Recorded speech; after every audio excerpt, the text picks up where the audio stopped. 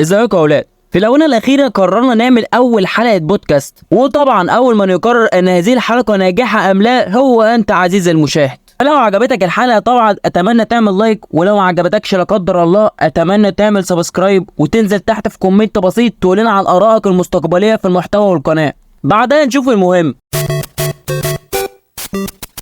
بص يا اسطى، احنا ممكن ندردش شويه عن اول 4 جولات عدوا من الدوري الانجليزي، واللي الصراحه كانوا من نار وشفنا فيهم العجب. لان مثلا فرق زي اليونايتد ونيوكاسل وتشيلسي ما قدموش اللي كان مطلوب منهم بشكل كافي، وده طبعا عكس الصرف اللي صرفوه في الميركاتو. يعني مثلا فرقه زي تشيلسي في الميركاتو صارفين ما يقرب ل 470 مليون يورو، والكلام ده كله في 10 لعيبه بس، منهم لعيب زي موريرا واللي جاي فري من بنفيكا. المفروض بقى زي ما انت عملت ميركاتو داخل على نص مليار وشبه بتعمل فرقه جديده، كان صحها بقى والمظبوط بتاعها انك ما تفرطش في كل نجومك مره واحده، لا، لان خرج من نادي 17 لعيب باشكال مختلفه زي البيع النهائي وانتهاء اعاره وطلوع اعاره وغير اللي راح فري.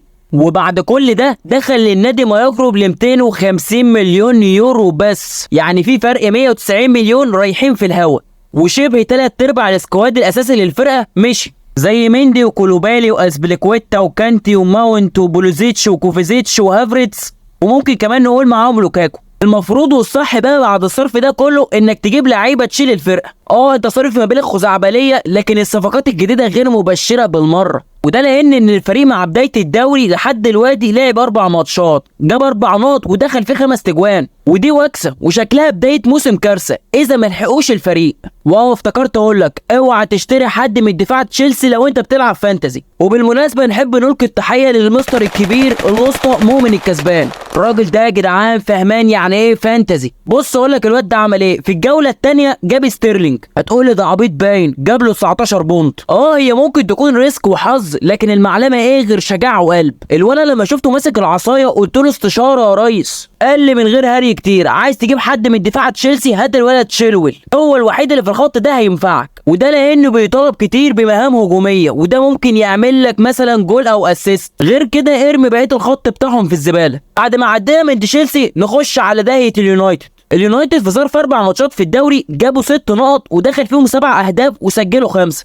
ودي كارثه، لان فريق زي اليونايتد بتاريخه الكبير في الدوري والبطولات الاوروبيه اخر 10 سنين بالذات بعد رحيل السير أليكس فيرجسون الفريق في انهيار ملحوظ. ودليل على كده ان الفريق في اخر 10 سنين كسب 3 بطولات بس، وحط تحتها 100 خط. النادي في دوامه ملعونه في اخر 10 سنين رغم انهم بيصرفوا كتير قوي، بس كله في الهلس، لان على مدار ال10 سنين الاخر دول النادي صرف ما يزيد عن مليار استرليني، ويعتبر يعني مفيش ولا لعيب من اللي جم دول عملوا فرق مع النادي وحتى استمروا. وهنا المشاكل ما بقتش في لعيبه ولا مدربين، بقت مشاكل اداريه، واللي بالمناسبه اللي كشف حاجه زي دي بعض اللعيبه اللي مشوا زي دي ماريا او ابراهيموفيتش او لوكاكو، وقالوا ان الاداره غير محترفه بالمره، وده يبين لنا سبب انكسار اليونايتد في اخر 10 سنين. ومع بدايه الموسم اللي فات الاداره عينت تيري هاج مدرب للفريق، وساعتها الراجل بدأ يحط قواعد وقوانين في اوضه اللبس وبقت تتنفذ على الكبير قبل الصغير. وهنا ظهر ان في لعيبه عالة على الفريق اذا كان في الملعب او خارجه،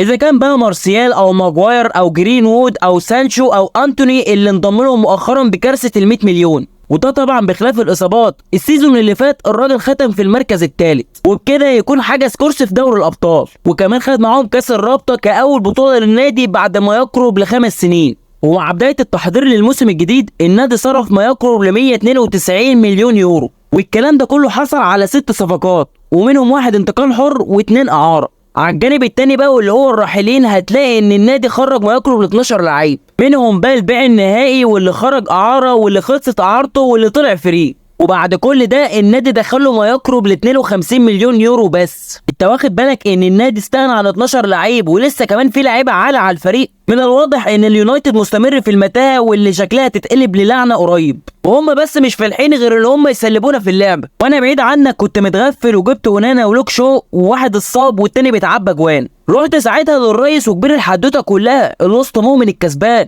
قلت له يا ريس صاحبك واقع ومحتاج هيلب. قال لي هم غفلوك؟ طب اقول لك ارزع واحده وايت كارد وابعد عن حراس وادفع اليونايتد او الفرقه كلها عامه. لو هفك الشوط تجيب حد منهم، عندك الولا راشفورد وممكن جنبه مثلا برونو، غير كده ايدك تتقطع قبل ما تجيب اي حد تاني منهم.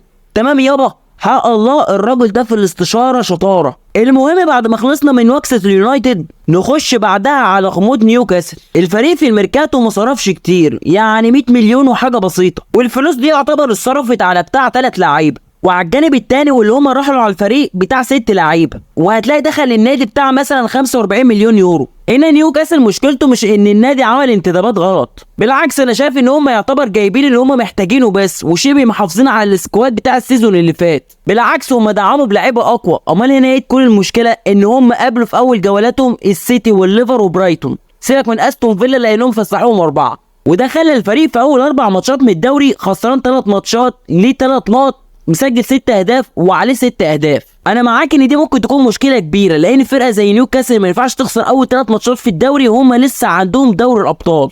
بس ممكن برضو نقول ان خسارتهم دي طبيعيه او متوقعه، لان هم لعبوا 3 فرق من التوب 6 ورا بعض، والمتوقع ان الفريق بعد التوقف الدولي واندماج اللاعيبه في الماتشات اكتر واكتر ده يخلي ان الفريق في مستوى تصاعدي، ومع مرور الوقت ان شاء الله ممكن نلاقي الفريق كمان في مركز متقدم في الجدول. وزي ما شرحنا ال3 فرق دول وسبب انكسارهم في اول جولات الدوري، في فرق تانية على الجانب الاخر عكسهم تماما، والفرق دي اللي شبه بدأت الدوري بشكل ممتاز زي ويست هام وبرايتون وليفربول وتوتنهام وارسنال، وافضلهم طبعا مانشستر سيتي، وطبعا دول صحاب العلامه الكامله. ممكن نشوف ان الفرقه دي صفقاتها قليله نوعا ما لكن قيمتها كبيره، وفي نفس الوقت الراحلين على الفريق ممكن يكونوا كتير لكن ليهم شكلين. الشكل الاول مثلا ان في لعيبه كتير في الفريق ملهاش دور، هنا النادي مثلا بيحاول يسوقهم ويبيعهم، وفي حاله فشلهم وفدائهم مع انتهاء عقد اللعيب بيخرج فري. اما الشكل التاني ان النادي مهما بقى لعيب مهم في مركزه او مهم بشكل عام على الفريق، النادي ملزم انه يعوضه بلعيب تاني اقوى